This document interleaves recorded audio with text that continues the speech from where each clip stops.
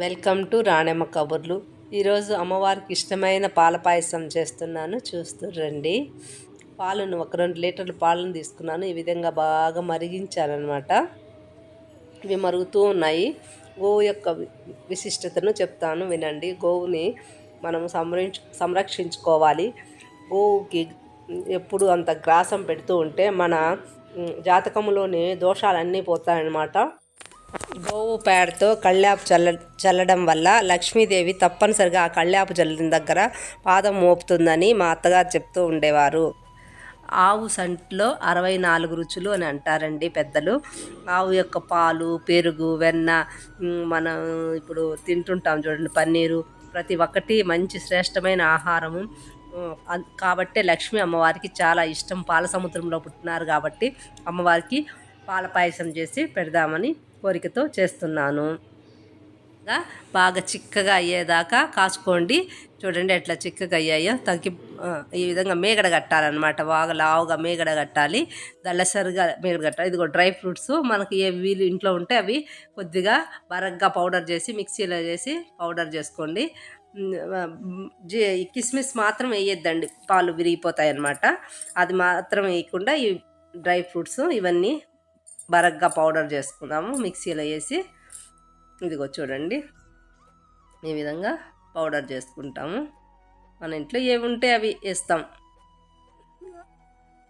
ఇదిగోండి, జీడిపప్పు మిక్సీకి వేసుకుంటున్నాము. చూడండి, ఇదిగో పౌడర్ అయింది. చూడు, ఇలా బరగ్గా చేసుకోవాలండి, మెత్తగా చేసుకోవద్దండి. ఇదిగో పాలల్లో కలుపుతున్నాను. చూడండి, ఈ విధంగా పాలల్లో మన కాగబెట్టుకుని ఇనికిపోయి ఉన్న మేగడ పాలల్లో కలిపేసుకొని బాగా కొంతసేపు ఉడకనిచ్చేద్దాం. చూడండి, వేసి కలపాలన్నమాట. ఇట్లా బాగా కలుపుకోవాలి, ఈ విధంగా కలుపుకోవాలి.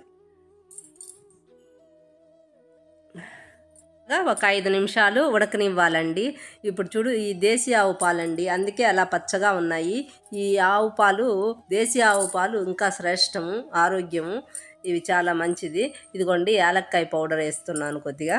చూడండి, ఇది వేసి కలపాలి, కొంత బాగా కలుపుకోవాలి. ఇదిగోండి, ఇలా కలుపుకోవాలి. బాగా చిక్కబడేటట్టు ఇంకా కొంతసేపు ఉడకనివ్వాలట, ఒక 5 నిమిషాలట. బాగా మనకు జారుగా ఉంటుంది, ఇది చాలా టేస్ట్గా ఉంటుంది. చక్కెరని కలుపుకోవాలండి. దీంట్లో ఇప్పుడు చక్కెర తగినంత, మన రుచికి తగినంత చక్కెరని కలుపుకున్నాము. తర్వాత నెయ్యి పెట్టానండి. నెయ్యి పెట్టి చూడండి, ఆవు నెయ్యి ఎంత ఎల్లోగా ఉందో చూడు, ఈ విధంగా ఉంటుంది ఆవు నెయ్యి. దీంట్లో ఇప్పుడు మనము ద్రాక్ష పళ్ళు, తర్వాత సారపప్పు వేసి కొద్దిగా వేపుకొని వేపుకొని నెయ్యిని మరీ ఎక్కువ మరిగించద్దండి. కొద్దిగా గోరువెచ్చంగా ఉన్నప్పుడే డ్రై ఫ్రూట్స్ వేసుకుంటే మంచిది. లేకపోతే ముందుగా నెయ్యి బాగా కాసేసామనుకోండి, మాడిపోతాయి అవి పప్పులు. అది కొద్దిగా గోరువెచ్చగానే ఉన్నట్టే నెయ్యి వేయండి డ్రై ఫ్రూట్స్. చూడండి, ఈ విధంగా వేపుకోవాలి. వేపుకున్న తర్వాత ఇదిగో చూడండి, ఈ విధంగా బాగా ద్రాక్ష పళ్ళు బాగా ఉబ్బినట్టు వస్తాయి. ఇప్పుడు మనకు వేగిపోయిందని అర్థం అన్నమాట. ఇప్పుడు దీంట్లో కొంచెం కుంకుమ పువ్వు కూడా వేయించండి. ఇప్పుడు నా దగ్గర లేదు కాబట్టి వేయలేదు. ముఖ్యంగా కుంకుమ పువ్వు వేయడం పాలల్లో చాలా మంచిది. ఈ విధంగా వేపుకోవాలి. చూడండి, వేయిపోయింది. ఇప్పుడు వేస్తున్నాను. చూడండి, ఇదిగా పాల పాయసంలో వేసేసుకునేసేది. ఈ విధంగా వేసుకొని 2 నిమిషాలు కలిపి చూడండి, చాలా రుచికరమైన పాల పాయసం. ఇది అమ్మవారికి పెట్టడం వల్ల చాలా మంచిది. ఎప్పుడైనా అండి, నేను చెప్తున్నాను వినండి, పెద్దదాన్ని, పాలు మాత్రం అమ్మవారికి యాలక్కాయ పౌడర్ వేసైనా పాలు ప్రతిరోజు పెడితే కన్నా సాయంత్రం పూట చాలా మంచిది. లక్ష్మీ అమ్మవారు కరుణిస్తుంది. చూడండి, మనకు మహాతల్లి లక్ష్మి కరుణిస్తుంది. పాలు చాలా ప్రీతి. అమ్మ పాల సముద్రంలో పుట్టింది కాబట్టి పాలు పెట్టడం వల్ల అమ్మకు చాలా ఇష్టం. అది మాత్రం తప్పకుండా ఆచరించండి. నమస్తే. ఇదిగో ఇంతేనండి. చూడండి, ఇది అమ్మవారికి పెట్టేశాను. లక్ష్మీమాత సమర్పయామి సమర్పయామి. అమృతమస్తు అమృతమస్తు అమృతమస్తు.